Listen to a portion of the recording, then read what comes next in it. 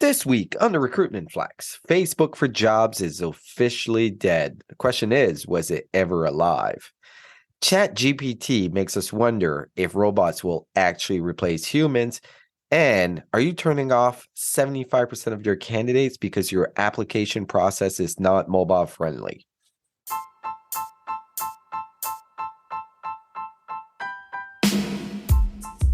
Welcome to the Recruitment Flex with Serge and Shelley. I'm Serge. And I'm Shelley. And we talk all things recruitment starting right now. Welcome to another week of the Recruitment Flex. I'm Serge. And as always, joined by Shelley Billinghurst. Shelley, you look great today, but you always look great. Thank you, Serge. I had meetings this morning. I dressed up. You've got your blazer. Yes, I know. And there you are in your hoodie as per form. Are you going anywhere? No. These are like Zoom meetings or Teams meetings. What pants are you wearing? Are you wearing pants? Yes, I am wearing pants. I actually have jeans on. You'll be very happy. Yes, I have jeans on, not sweatpants, not pajama pants or yoga pants. I don't like hard pants. They're not. Listen, the really good quality ladies' jeans, they don't look like it, but they are as comfortable as yoga pants. Okay. That's how they're making them these days. I'll take your word for it. Hey, Shelley, this week I sent you our Spotify Wrapped, which is such a marketing genius by them because everyone's sharing it and they're sharing their own personal music taste, which I wouldn't share because I share my Spotify account with my kids and wife. I think number one by far on the personal listening to music was Taylor Swift by almost quadruple anything else. And I'll admit, I've listened to Taylor Swift. I quite enjoy Taylor Swift. I'm a fan. My wife's like, oh, I can't wait to bring Mallory to a Taylor Swift concert. I'm like, I'm going too. I'll be there. When Brooke was Mallory's age, it was all about Katy Perry. Okay. And Katy Perry did come to Calgary. And Brooke and I went. And she put on a really good show. It's almost like Vegas level entertainment show. Lots of big props and stuff. Like it was really well done. It's a great experience for sure. Yeah. Mallory's a big fan of Katy Perry as well. But our podcast one, it was really cool to see. I'll give you the highlight. Okay. We're in the top 15% podcast in the world. Is that just in our category? No, that's across everything. Come on. Yeah. And the cool thing is Spotify is maybe 10% of our listenership. Google Podcasts is definitely like 60, 70%. We released 73 episodes this year. We're probably going to end up like close to 80, 2,300 hours of content we've recorded. And we are listened to in 52 countries, Canada being number one, United States second, the Netherlands 3, Australia 4, and Brazil 5. I think the Netherlands is just Boz. I think she's listening to all I think so too. A couple other cool things. We saw an increase of 319% on people streaming us, 294% increase in hours listened, 191% increase in listeners, and 139% of followers. Pretty cool, right? That is very cool. Are we able to see those same stats on different podcast platforms, like on Apple? Do they do this? They don't. There's ways you can dig in deeper, but it's not as clean and easy to get as the Spotify Wrap. I wish we did. But then we also get the results from everyone combined into our platform, which gives us a really good idea of who listens to us and where they listen. I'm still shocked that we're around 50% men and women. That's changed over the years. We used to have a lot more men and less women, and it's kind of flipped. Then it flipped again. Right now, we're at the 50-50. Interesting. Congratulations to us. Top 15% podcasts in the world. In the world. Just on Spotify, like on Spotify. So obviously, but not at still Joe Rogan numbers, but for a very niche type of podcast that we talk about a very niche subject, it does really well. With Shelley, I had a meeting this morning and I had a client ask me this question. How long or how many words should a job ad have? And I wanted to get your perspective on that. That is a debate that I think has gone on for a long time, because I remember in the early days of Indeed, they were saying no more than 300 words. And whenever I challenged the Indeed reps to say How can anybody even gain a basic understanding of what's entailed in this job in 300 words? Unless it's meant to be like a summary, and then to see the full job description, you have to click back. But we've come a long way. I've always believed that if you think in terms of who's your ideal job seeker or who's the ideal person for this role, how much information would they need to have? And always assume that they had never heard of you before or never realized that your company would have such a role. The other thing is we need to consider where else you have information about what it's like to work for your company, what benefits you have. If you've got really good information, it doesn't belong on the job ad. It does if you have it nowhere else. And a job seeker would have to dig for days to try and find out, do you pay for benefits? What's your vacation like? I'm finding that job ads are getting more succinct because job seekers will go to other places to get information if they're serious and want to apply. Is that the most convoluted answer ever? Or were you just looking for 300 words? Well, there's actually data around it. I found LinkedIn's research after getting the From what year? This was 2020. So a couple years Okay. back. Yeah. I still think really relevant. Fair, for sure. Yeah. What they saw, they put it in 3 categories: 1 to 300 words, 301 to 600, and 601 word plus above. And by far, the one that drove the best results from views to apply rates were the ones with less than 300 words. They drove around 8.5% higher applications. The ones that did the worst were the medium length, which was 301 to 600, were the worst performing, and the ones that were longer than that had a 1% increase over views to applies. If I think about 300 words, it doesn't seem like a lot. We need to take out some of the key things that are in the job description, like a whole bullet list of your daily tasks. Remove that, highlight what the role is in 2 to 3 phrases, and you're fine. This is not the calorie information on the side of like cereal box, right? You don't need all that information. You need to highlight why someone should work there, what are the key components of the role. That's it. That is it. If you can do it really well and well succinct, that here are benefits. You get 6% RSP matching. We cover 80% of your dental. Put it in writing and make it really succinct. So the data is showing us 300 words, which is what you said. I wish it was that simple, honestly. I don't think it is. These job descriptions, most of which are multiple pages long, and you've got the talent to boil it up to 300 words, then I take my hat off to you. I don't know too many talent acquisition people or recruiters, first of all, have that good of an understanding to take a job description and make a job ad out of it. Never mind, take it down to 300 words. If I could, some tips, if you're going to take a run at this, would be in any job, no matter what the job is, regardless of job family, there's going to be 3 key things that you spend most of your time on. And if you can figure that out from the job description, that's how you're going to slice this down to 300 words. Do you need to include benefits? Well, it depends on who the company is. If you are a very small company and very unknown, you would need to include that. But if you're a major company, it's kind of table stakes. Do you really need to say all that? If you have the information somewhere else, probably not. I don't think it's that's critical, but you got to put in perspective that people won't go digging in too deep in their initial search. They're going to see the job on a job board. They're going to look at the key highlights of the job. If you were doing marketing for a product, how many ads do you see that are more than 300 words? Like none. Excellent point. Mm-hmm. Why is this different? Well, because you've got visuals. If you've got a picture of the product, you don't need to describe it, right? Yes, in traditional marketing. You could have visuals in job ads. I know, but we're talking about job ads on job boards, right? Yeah. Which is words. And how many words?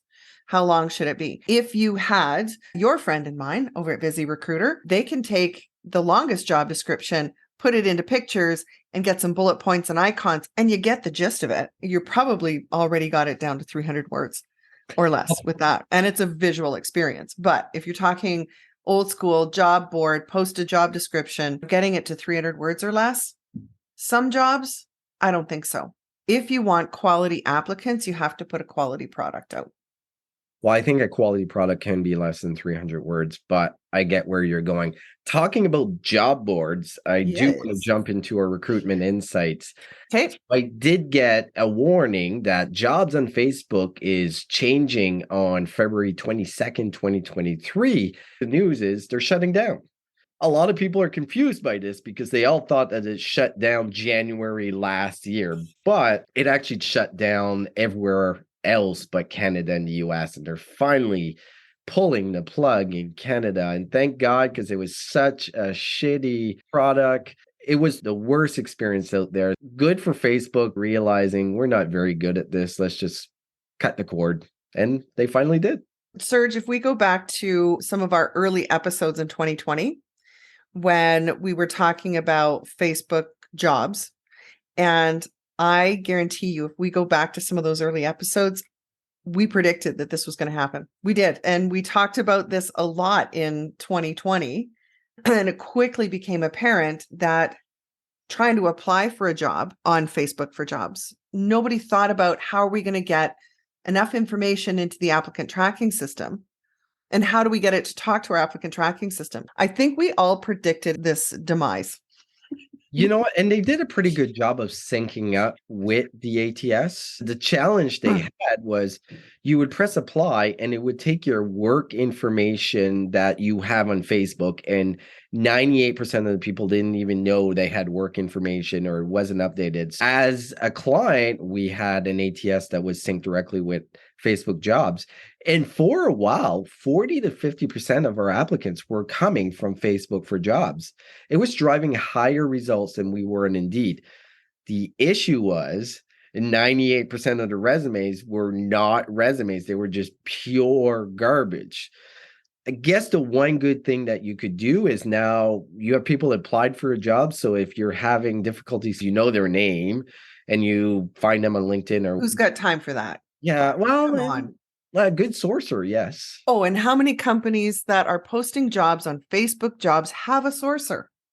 A lot of them didn't even know they were posting jobs on Facebook for jobs too, which was interesting. But Facebook for jobs is dead. So let's Okay. just move on. Bye-bye. We need to talk more about it. Yes. So Shelly, last Yes. week, I kept sending you messages. I'm like, Shelly, the world of work is going to change dramatically. And I do have the habit of getting overexcited and also being very optimistic with new technology or new things that come out.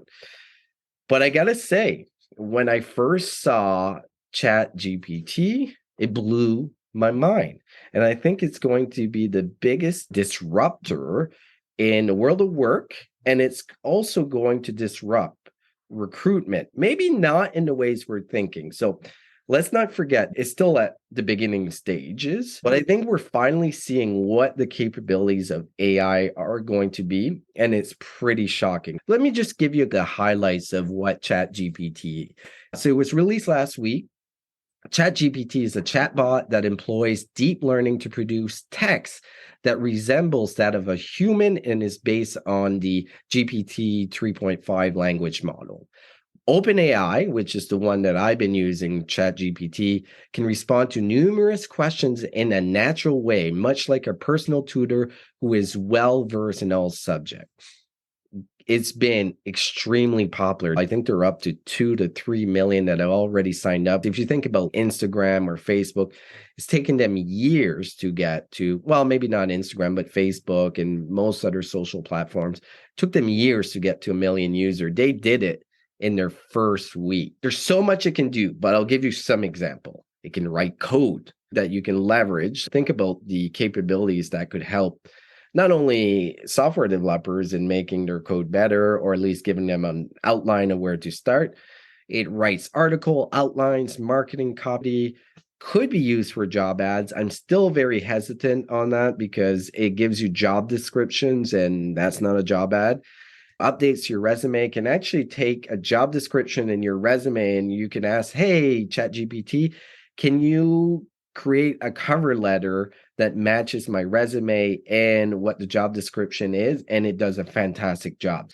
In saying all of that, imagine the changes that are going to happen. This is going to replace Google.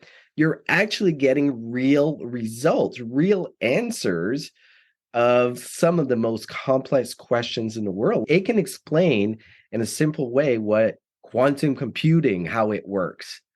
I'm blown away by it. I'm a huge fan, but I'm also very nervous. This could have some very negative effect if it's not harnessed in the right way. Shelley, what's your thoughts? Well, ChatGPT. I want you to talk a little bit more about what your fear is, because anything can be used for evil in the hands of the wrong person. But where do you see some dangers? Well, there's a couple things. I can see every article that's written out there being written by ChatGPT, and it does a good job, but there's a je ne sais quoi that is missing in how it's written. So I'm nervous people are just going to think, hey, I don't need a copywriter. I don't need a marketer. I'm just going to do this with ChatGPT. And all the content is going to look fairly similar and bland instead of using it as a way to start. I think that's the key. Mm-hmm. I think there's other concerns when you're looking at something this smart. Like I did try how it could be nefarious and it shot me down. And I might get the RCMP showing up in my door, but I asked it, this is really dark. So please, how can you murder someone and get away with it? And it came back, look, that's morally wrong. We can't give you an answer on that. Obviously, there is some guardrails that have been put in place here for it not to go crazy, but still, I think there's a lot of things we don't know about it. And I think that's what's scary for me. Really? Because if someone is looking for information at their fingertips to do something criminal, you can Google anything. So it's interesting that already right out of the gate, ChatGPT has put guardrails in about what it will or will not teach you. When I think about how this can be used for learning and for advancement, I think it's fantastic. Is it going to change educational institutions? Yes. And Serge, you've been the first one and probably the loudest advocate that our post-secondary universities and schools really need to change. They do. They need to change how they teach and the speed at which they teach and how much they charge people to get a degree. Because do you need a degree to do this? It depends what the job is, right? Getting an education, getting a job are two different things. But super excited about the potential, super impressed with what it can do so quickly on things that we maybe really didn't see coming. And I know you think it might make homogenize blog posting and writing, or you will quickly be able to see, here's the highlights of what you need to know. And those who need to know more have to go back to the original source and keep researching. Yeah, like this is going to be so fun to watch, to see how it evolves over time, who uses it, what it's used for, even the things that you've used it for already. Write me a script for a commercial for the podcast and it puts something together. It's an idea starter. Yeah. We'll see where it goes. You nailed it. Education. That was the first question in my mind because I got it to write a 3,000 word summary of why Canada is the best country in the world. And it did a really good job. Like it's probably a B paper. So how are educational institutions going to be able to deal with this? I did find in my research, there's actually programs now that tell you if this was written by a ChatGPT tool. ChatGPT is actually saying this is something to get you started. This should exactly your own ideas and everything. They're not pushing back against any type of software that can read that is ChatGPT. But I think this will be the biggest disruptor in this decade, unless Google adapts. Why would you use Google compared to ChatGPT? Because it gives you I was going to say the same answers right away without having multiple links that you have to read. Like, doesn't make a lot of sense. So I think it's going to change education. It's going to change the way software developers work. It's going to change marketing, how they write copy. It's going to affect pretty much every job. I'm getting on this train. If I can leverage it and it makes my job more efficient and I'm better at it, man, I'm in a better position than I was before. So I'm extremely excited about it. I do see it replacing or being the next gen past a Google or a Bing or whatever search engine you use, because when you think about how ridiculous it is that you Google something and it tells you that there are 10 million results for this question, that's stupid. It's the way you asked Google to find something brings you back the results. So this is next gen. Like this has to replace Google because Google's pretty ridiculous sometimes. It forces you to ask the question in the proper way, whereas this takes your natural language, give it enough information, and it will get you the answer. Cool. Well, I'm excited. I think it's Me going too. to be So something fun. that we're going to keep a very close eye. So, Shelley, I work at a job board. Yes. And one of the things that I notice a lot is how many applications are now coming through from mobile. But on the flip side, how many companies still using systems or process that are not mobile friendly? Success Factor as an ATS. Have you ever tried applying a job as Success Factors? You can't. You can't. You've got to pinch and squeeze and you can't go back. No. In this research that I found today, 60% of applications are coming from a mobile phone. And this was done by Harvard, which is an assessment tool. And all the assessments are done on the mobile phone. Then if you look at Indeed's data, 75% of Indeed's job search traffic comes directly from mobile. Mm-hmm. Indeed has been genius in the way they've been doing it. Because if you're posting a job through your ATS that is not mobile friendly and is not synced with the Indeed Quick Apply, they don't show your jobs to mobile users. And when 75% of your job seekers are mobile, you're only getting access to 25% of the actual traffic. Yes. In fact, I think this article goes on to say that 80% of candidates registering for jobs on a mobile device are below the age of 30. That's an important element to consider. But to answer your question, Serge, around why are companies still dragging their feet for mobile, I can't answer that. Even going back to 2012, every single year the reports were coming out. We saw a greater and greater percentage. It's actually taken longer than I thought it would, because going back to 2012, 2013, whether it was Indeed or Workopolis at the time, a lot of the job boards were starting to tell us every single year, hey, job seekers are going to start applying on their phone. And it really wasn't until we saw the huge popularity of smartphones that we started to go, oh, maybe we should have listened. It's the same reason why register before you apply is still a thing. Yeah. I went and did a bit of research on Indeed and different job boards to kind of get an idea of what type of jobs are mobile friendly and which one are not. And then I went back to research that I'd seen a long time ago of who uses mobile. It's very counterintuitive because people that work in tech apply on desktop way more than mobile. Oh, for sure. But the flip side to it is drivers, trades, retail workers, they all apply on their mobile phone. And in most cases, it's the only computer they have. It's the only tool they have. Yeah. We are completely ignoring a subset of the population that only has a smartphone, and that's the only way they can apply. And we're making it very difficult for them. The message here is, we say this all the time, get your CEO to apply for a job, right? And to apply for a job from a mobile phone. And if they can't do it, you are fucked because you are missing a big part of the population that could actually be applying. So why make it that much harder? Okay. I want to close up with one last recruitment insight, and I don't know if I know anything about it or what it actually means. The Canadian government will outlaw wage fixing and no poaching agreements between employers concerning wages, work conditions, and hiring practices starting in June 2023. I think they're just tightening this up. But what I'm trying to figure out here is this prepping for pay transparency laws, because they feel with pay transparency laws, companies are going to collude together to not put different wages on the job boards or how they advertise it. Is that a conspiracy theory? Like, am I just thinking out loud and it's crazy? Or do you think this is a reason that they're doubling down on this particular law?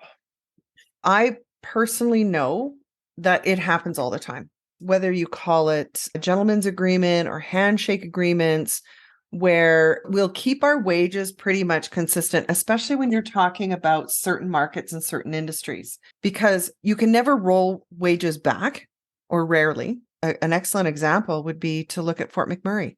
If all the employers agree for a laborer role, nobody is going to pay more than, say, $22 an hour. That's pretty much standard practice, because when it comes to a unionized work environment, that is how you do it. You understand what's been negotiated. All of that's public information. It's not price fixing. But non-union roles, say there's high demand for safety inspectors, and all of the employers in that region have this agreement, and this is what they're making illegal. We can't get together and say the going rate right now is $200 an hour for a safety inspector. We all agree nobody will pay more than $200. That's price fixing. Correct? Correct. Yes. And it happens. It absolutely does. Trying to prove it's a whole nother thing. Well, this law, what they're putting together, is going to detract people because the fines and the punishments are really high. You can face imprisonment for up to 14 years or pay an uncapped fine. At the discretion of the court. Discretion of the Yes. court. There's been $40 million fines, and we might see that ramp up. The sky's the limit, the judge says here. I guess you're right. I don't know if it's happening or not. I've never had a discussion with another company saying we're not going to pay more than your company. But when we talk about pay transparency, the biggest objection that companies have is, well, they're going to see how much I pay. They already know. What are you worried? Like, they know what you're paying. Are you crazy? Yeah. But I think next year, and I guess we could talk about this in a prediction show that we would have for 2023, I think pay transparency is going to go across the country. I don't think every province, but we might even see this federally legislated. Shelley, anything new, exciting going on for you? Well, just here at home, Serge, Parker's coming home. Oh, and I'm so looking forward to it. I haven't seen him since July. So it is officially the longest period of time that I've not seen my son. So I'm so excited about how long is he Parker coming back home. for? He's going to stay until January 6th. Oh, when is he arriving? Tomorrow. Oh, exciting. Yes, I know. Very exciting. I'm so looking forward to it. What about you? What's happening in your world? Oh, there's so many fun things with girls and Christmas, and they're like fucking Elf on the Shelf is driving me crazy, but that's fine. Oh, speaking of which, if you're not following Lauren Sharp's post on Elf on a Shelf, oh my God. But she calls them the naughty elves.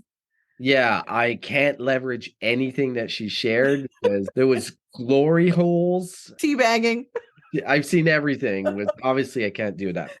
Oh my God. Note, yeah. About teabagging, we have Chat and Cheese appearing next week as the first episode. I don't believe you said that. And we have James Ellis, one of our favorite guests, coming up really shortly. Plus, during Christmas, we are going to re-air our 5 top episodes of the year. So you'll have plenty of content. I appreciate everyone for listening. Have a great week. Thank you. See you later.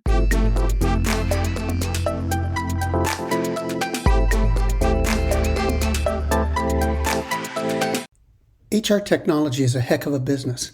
Investors are putting more money into it, employers are using artificial intelligence more and more, and analytics are applied to everything from performance to engagement to workforce planning. I'm Mark Pfeffer, the editor of the HCM Technology Report and the host of People Tech, the podcast that's all about technology and how HR puts it to use. Subscribe to People Tech wherever you listen to your favorite podcasts.